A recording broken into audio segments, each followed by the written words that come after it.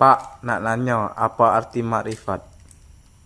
Assalamualaikum warahmatullahi ta'ala wabarakatuh. Bismillahirrahmanirrahim. Allahumma sholli ala sayyidina Muhammad wa ala ali sayyidina Muhammad. Rabbi ahli sadri wa yassirli amri wahlul 'uqdatam min lisani yafqahu rabbi zidni ilman warzuqni fahman.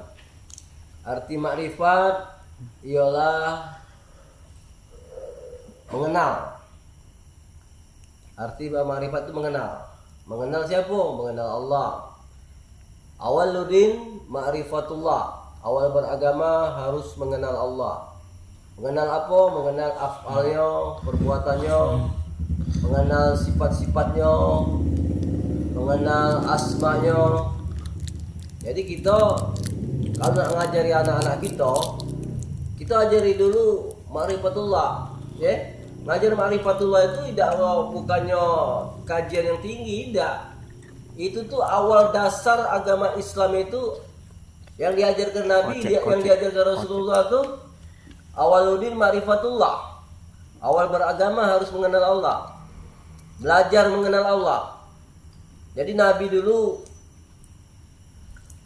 mengajarkan Islam ini mengenal Allah dulu dengan para sahabatnya, mengajarkan tauhid. Makna mentauhidkan Allah. Ya, jadi bukannya ngajar makrifat tuh kelas tinggi, tidak. Awal beragama tuh harus mengenal Allah dulu, baru kita sholat. Kita kenal belum sama Allah, sholat tidak diterima sholatnya. Kalau untuk ilmu hakikatnya, mana untuk syariatnya diterima. Cuma untuk hakikatnya nyembah siapa? Yang kita sembah itu harus kenal dulu. Kita harus kenal dia, baru kita sembah. Kita lah tahu, baru kita sembah. Ya, jadi kita kenalkan dulu nama-nama Allah. Ya Rahman, Ya Rahim, Ya Malik, Ya Kudus, Ya Salam. Ya, tafsir ke kage? Apa Malik? Malik artinya raja. Allah itu raja.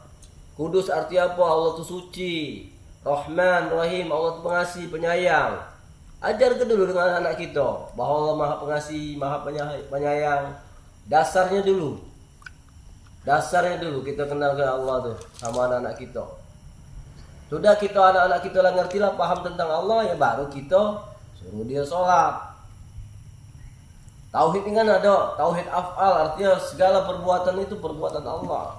Kita ni kan digerakkan Allah, dijingokkan Allah, didengarkan Allah, dituturkan Allah. Tauhid af'al namanya.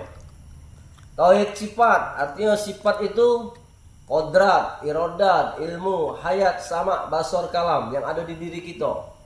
Makanya kita pahami sifat 20 itu.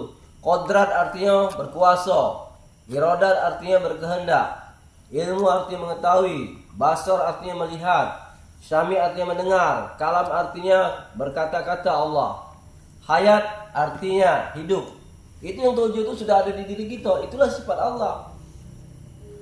Ya, kalau kita tidak kenal sifat Allah, mana kita nak makrifat dengan Allah? Kita ni takut kadang-kadang. Jangan tinggi go belajar nih, kaki kilo. Jangan tinggi go belajar nih, kaki nyampak. Apa itu ilmu tasawuf? Apa ilmu tarekat? Tak usah dipakai-pakai ilmu tarekat. Tak usah dipakai-pakai ilmu tasawuf. Apa ngaji-ngaji makrifat tuh?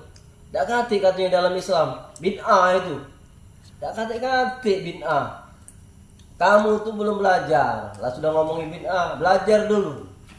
Tak, dalami dulu. Selidiki dulu. Melok kita di dalam gabungan itu. Jangan kita basing tuduh-tuduh, basing fitnah-fitnah. Ya, tak kata bid'ah.